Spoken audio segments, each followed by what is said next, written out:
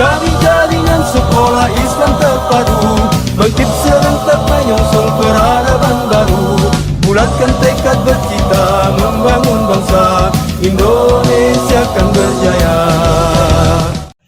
Assalamualaikum warahmatullahi wabarakatuh. Alhamdulillah, amma ba'du. Perkenalkan, saya Samsul SPD dari SDIT Al-Hini Jongku. Dalam hal ini mewakili JSIT wilayah NTB dalam lomba Grand Design Pendidikan 2045.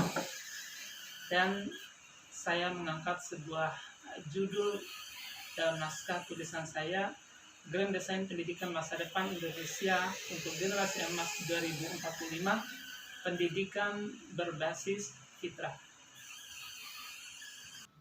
Setiap anak berhak tumbuh dan berkembang sesuai fitrahnya, maka tugas orang tua dan pendidiklah yang menuntun dan mengarahkan tumbuh kembangnya, memaksimalkan kecenderungan dan potensi yang dimiliki anak untuk diarahkan ke bidang yang sesuai dengan fitrahnya.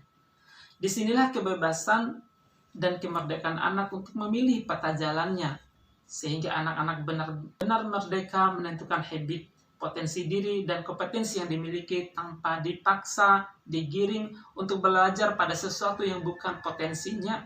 Maka ini menjadi pertanda model pendidikan yang mengekang fitrah, memaksa kompetensi yang bukan kecenderungannya, sehingga anak tidak punya keahlian khusus dan tidak berdaya mengembangkan kemampuan diri sesuai kompetensi yang dimilikinya.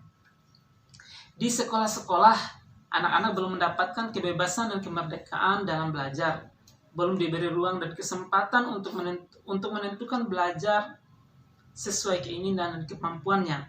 Mereka dipaksa untuk terus belajar semua hal dalam ruang-ruang kelasnya, tanpa peduli kemampuan, kesiapan, dan keinginan anak. Semua pelajaran harus ditempuh dan dituntut untuk menguasai banyak keahlian, dan nilai pelajaran yang dipatok tanpa melihat bahwa kemampuan dan kecenderungan setiap anak beragam.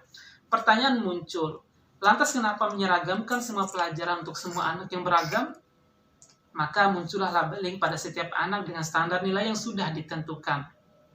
Maka tugas kita sekarang adalah mempersiapkan segala perangkat yang membentengi dan membekali mereka dengan segala kekuatan yang bersumber dari fitrah, mengembalikan segala urusan hanya kepada aturan yang sudah ditentukan oleh Allah Subhanahu wa Ta'ala. Mengembangkan potensi yang dimilikinya secara sistemik, sebagaimana firman Allah Subhanahu wa Ta'ala dalam Quran surah An-Nahl. A'udzubillahi minasyaitonirrajim. Wallahu akhrajakum min butuni ummahatikum la ta'lamuna syai'a wa ja'ala lakumus sam'a wal absara wal af'ida la'allakum tashkurun. Dan Allah mengeluarkan kamu dari perut ibumu dalam keadaan tidak mengetahui sesuatu pun. Dan Dia memberi kamu pendengaran, penglihatan, dan hati agar kamu bersyukur.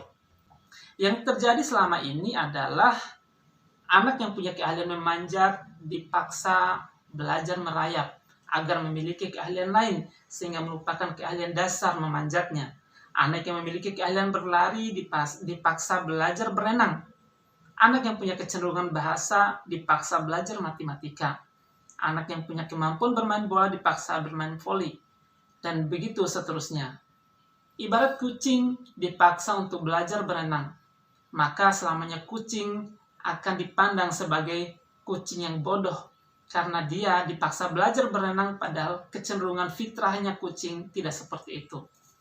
Inilah yang menjadi persoalan yang harus terjawab agar masa depan pendidikan Indonesia lebih baik lagi dan memiliki generasi penerus dengan ragam keahlian sesuai bidang masing-masing.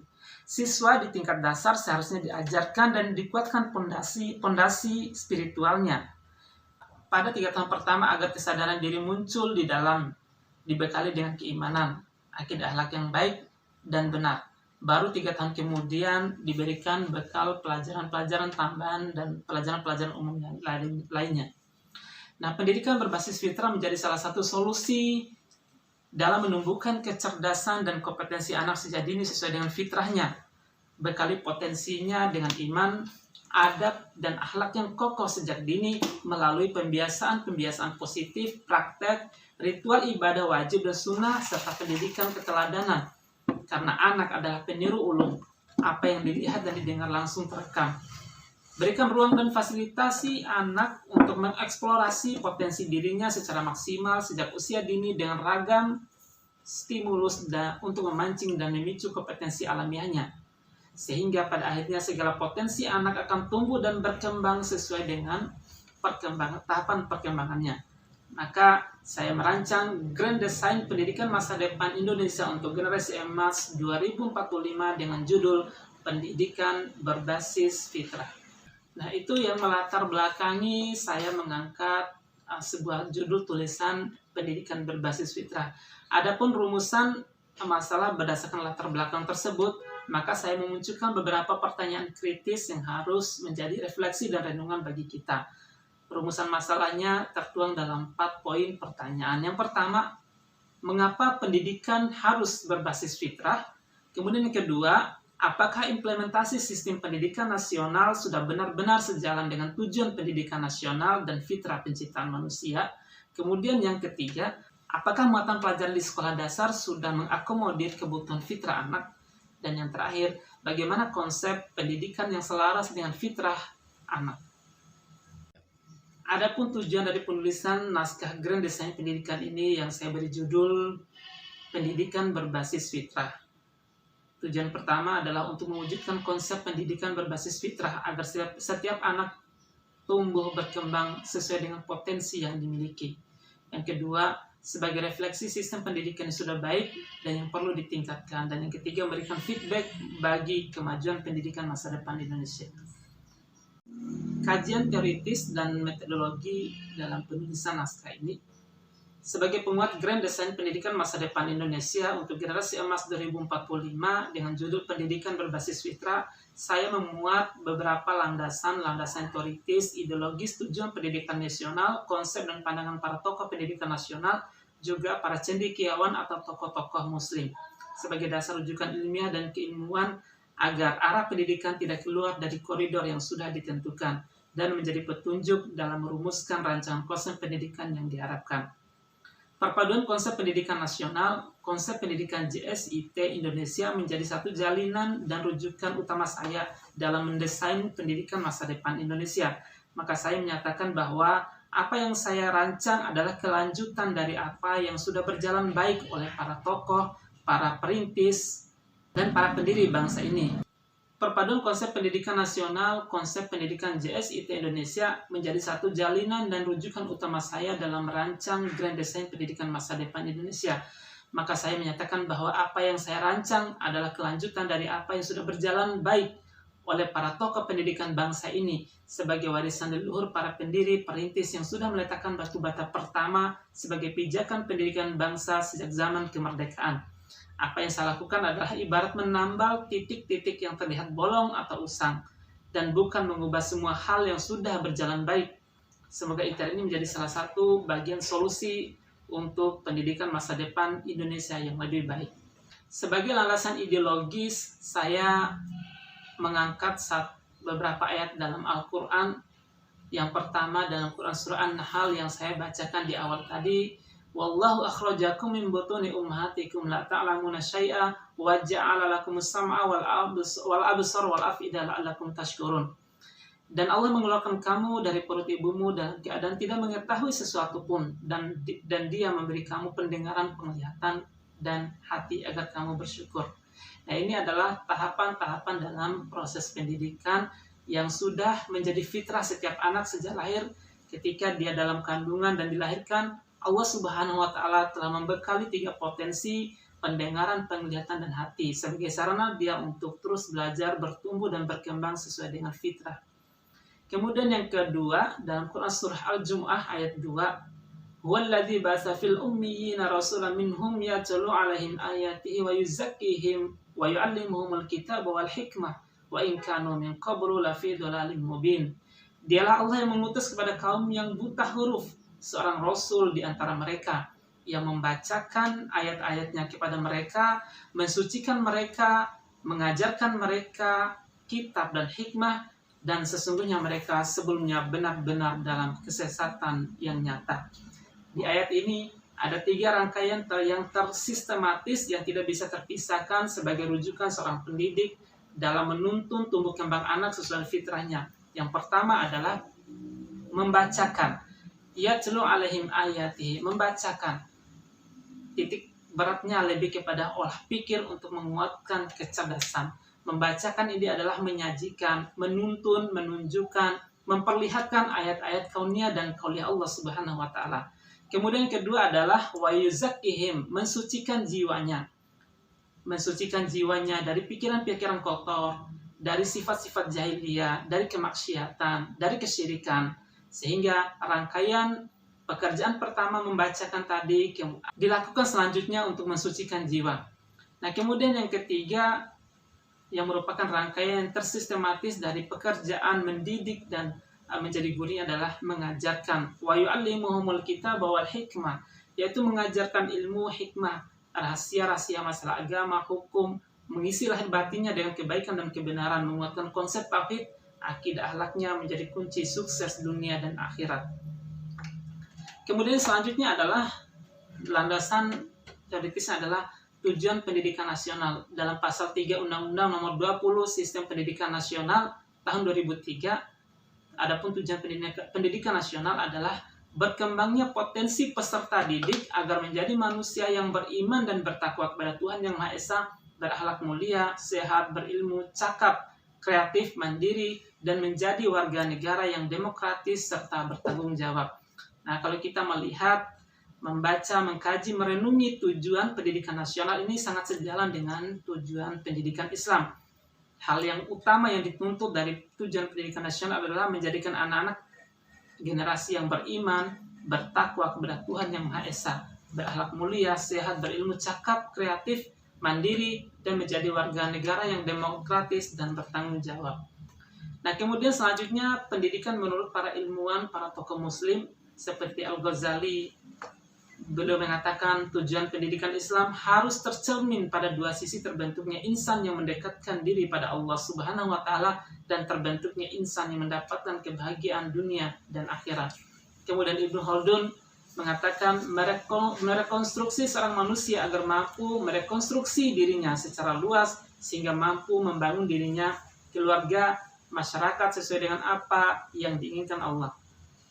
Kemudian Ibnu Sina memandang pendidikan adalah harus diarahkan pada pengembangan seluruh potensi yang dimiliki seseorang. Potensi ini tidak terbatas fisik dan intelektual, namun juga budi pekerti, moral spiritual. Selain itu, pendidikan juga harus mampu menyiapkan seseorang agar dapat hidup bermasyarakat dan harus bermakna untuk masyarakat. Nah, seorang tokoh pendidikan kita, Bapak Pendidikan Nasional, Bapak Ki Hajar Dewantara mengatakan, pendidikan adalah menuntun, membimbing, dan memberi petunjuk arah bagi peserta didik agar mereka dapat tumbuh menjadi dewasa sesuai dengan potensi dan konsep diri yang tertanam dalam diri sebenar-benarnya. Nah, ini pandangan Islam dalam Al-Quran, dalam Quran Surat Nahl tadi, dalam Quran Surat Al-Jumu'ah, kemudian tokoh-tokoh ilmuwan muslim, juga Ki Hajar Dewantara, sejalan dengan apa yang dikatakan Al-Quran sebagai firman Allah Subhanahu wa taala, bahwa setiap anak dilahirkan dengan fitrahnya, dibekali dan sudah diinstal oleh Allah Subhanahu wa taala minimal 3 potensi yang dimiliki sebagai sarana untuk dia belajar, tumbuh, berkembang sesuai fitrahnya, yaitu pendengaran, penglihatan, dan hati. Nah, ketiga potensi ini harus benar-benar mampu diarahkan oleh para orang tua dan guru sehingga tumbuh kembang anak benar-benar sesuai dengan kompetensi yang dimilikinya. Kemudian, bagaimana pandangan Islam tentang pendidikan? Dalam Islam, Quran Surah Al-Imran ayat 79 mengatakan pendidikan adalah at-tarbiyah yang berasal dari kata rob yang bermakna membina, menumbuhkan, setahap demi tahap hingga mencapai batas yang sempurna. Selanjutnya, saya memaparkan konsep dan definisi fitrah.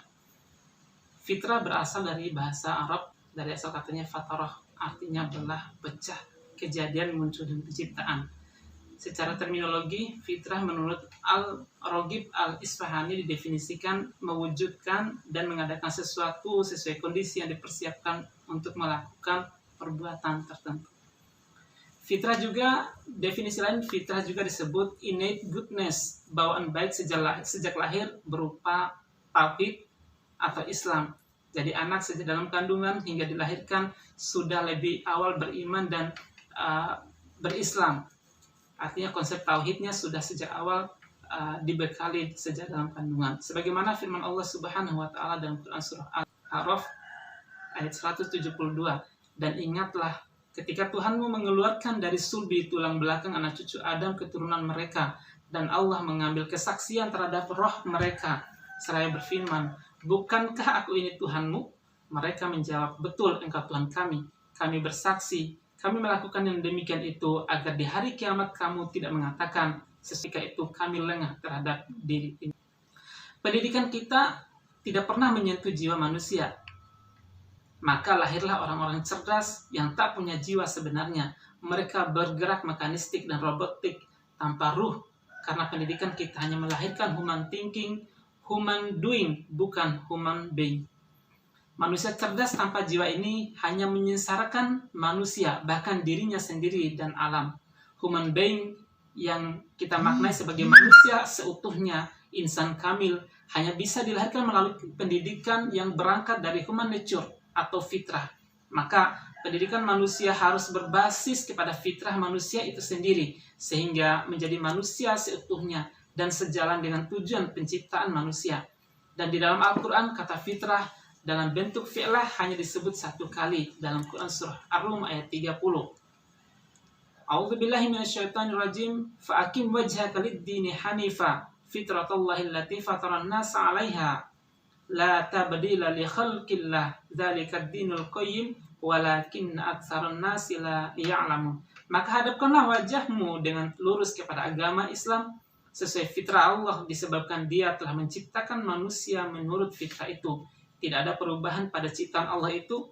Itulah agama yang lurus, tetapi kebanyakan manusia tidak mengetahui. Jadi fitrah ini sejak dalam kandungan sudah dibekali oleh Allah Subhanahu wa taala berupa tauhid, mengenal Allah Subhanahu wa taala sebagai Rabb. Dari konsep tauhid sudah dikenalkan sejak dalam kandungan. Maka fitrah sangat penting jika dikaitkan dengan fungsi dan misi penciptaan manusia. Hal ini menjadi alasan Allah Subhanahu wa taala menghadirkan manusia dengan tugasnya masing-masing. Fitrah dalam makna lain disebut al-ibtidah, yaitu ciptaan unik yang belum pernah dibuat sebelumnya.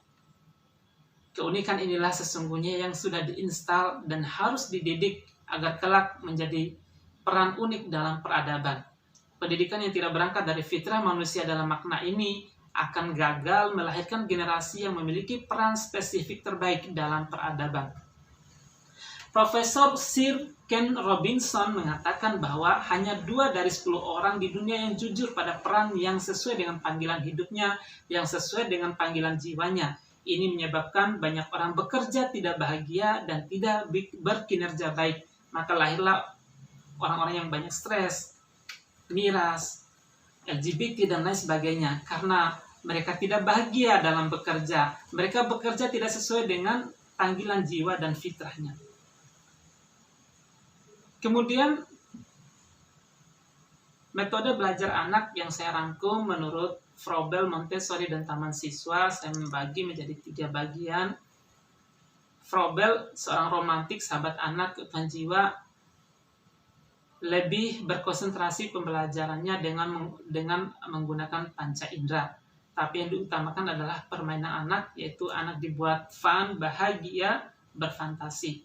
Kemudian Montessori, seorang rasionalistis, ahli anak-anak, sebagian dari jiwa, mementingkan pelajaran panca indera. Hingga ujung jarum pun dihidupkan rasanya menghadirkan beberapa alat untuk latihan panca indera, dan semua itu bersifat pelajaran. Anak diberi kemerdekaan dengan luas, tetapi permainan tidak dipentingkan. Nah, selanjutnya metode belajar yang ketiga ini adalah metode belajar yang taman siswa yang digagas oleh Bapak Pendidikan Nasional, yaitu Bapak Ki Hajar Dewantara. Beliau menggunakan kedua metode Froebel dan Montessori ini dalam mengimplementasikan pendidikan, yaitu pelajaran fantasi, bermainan anak dipentingkan, juga melibatkan seluruh panca indera juga sangat dibutuhkan. Kemudian tipe gaya belajar anak menurut Bobby De Potter membaginya menjadi 3, yaitu gaya belajar visual, yang kecenderungannya lebih dominan menggunakan mata sebagai sarana untuk menyerap informasi, untuk menyerap ilmu pengetahuan.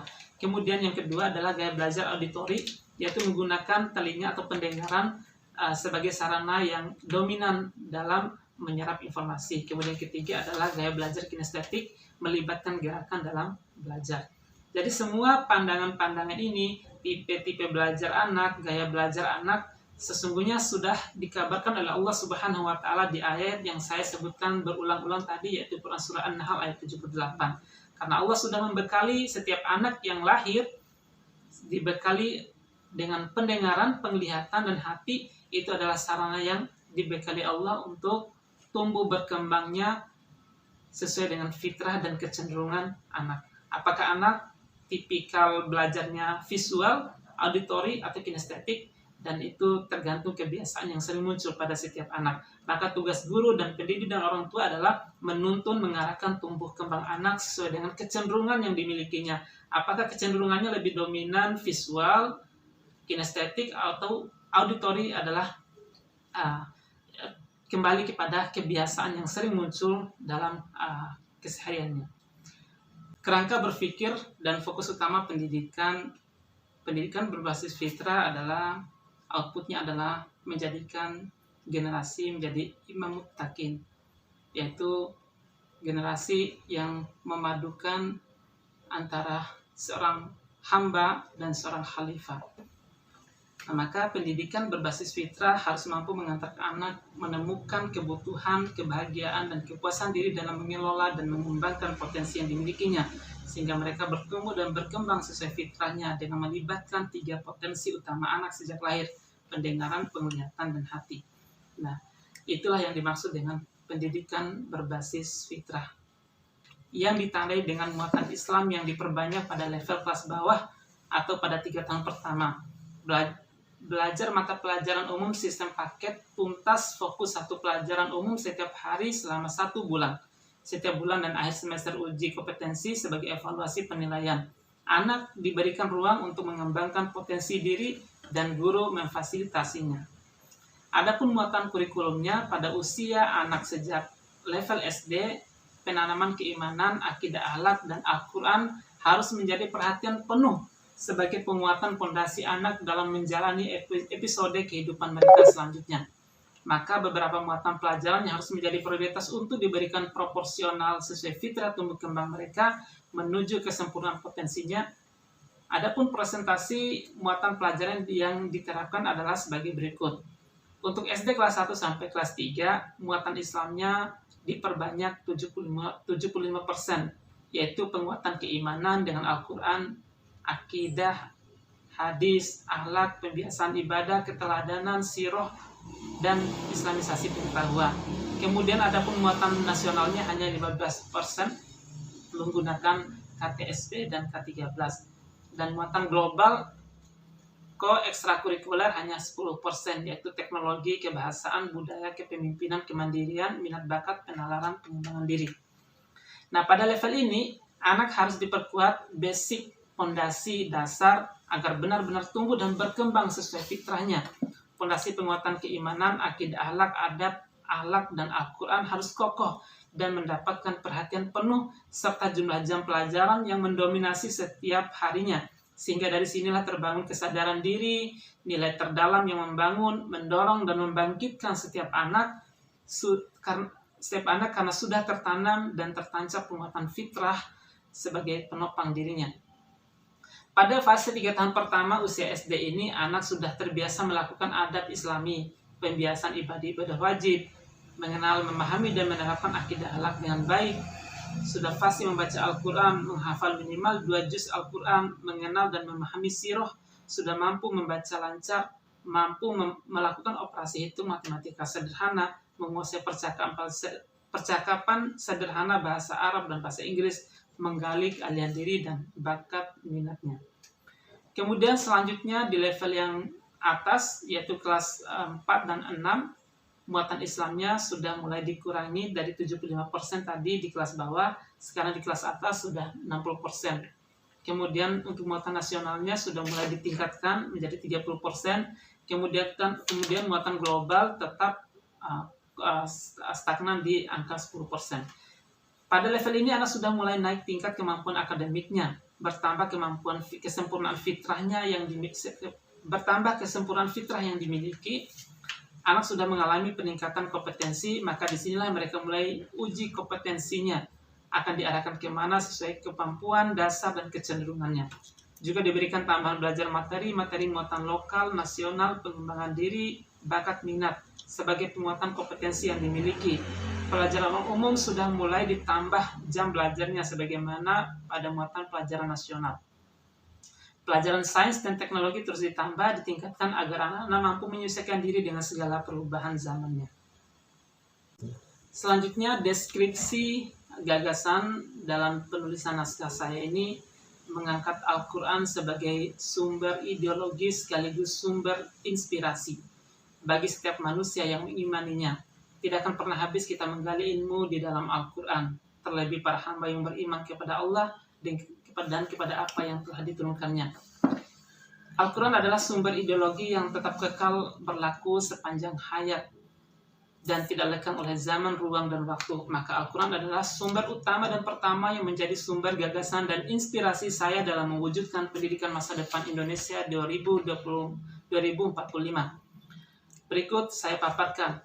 Al-Quran secara detail menjelaskan mengenai proses dan eksistensi manusia sebagai makhluk hidup yang mempunyai potensi dan kecerdasan dibanding makhluk lainnya. Gambaran mengenai eksistensi manusia sudah saya sampaikan di Quran Surah Al-Anfal An-Nahl ayat 78 tadi.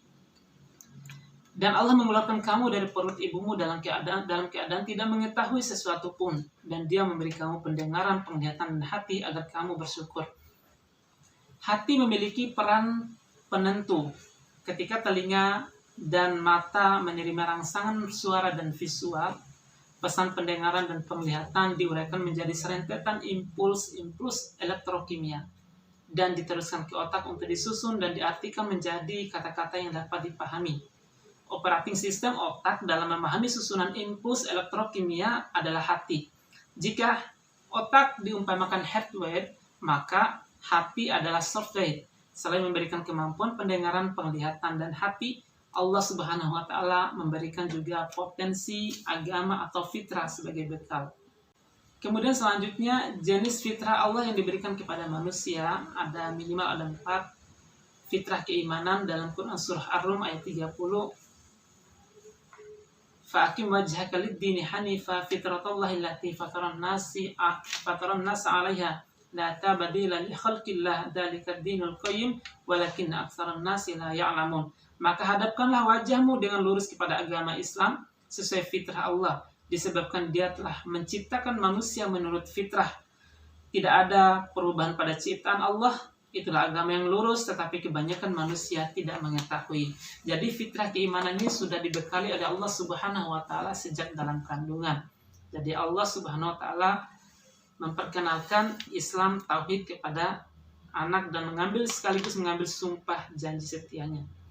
Kemudian yang kedua adalah fitrah belajar. Salah satu potensi manusia adalah makhluk pembelajar. Hal ini bisa kita lihat pada anak-anak balita. Rasa keingintahuannya lebih besar. Rasa belajarnya ingin besar dari dia merangkak, berjalan, jatuh, bangun.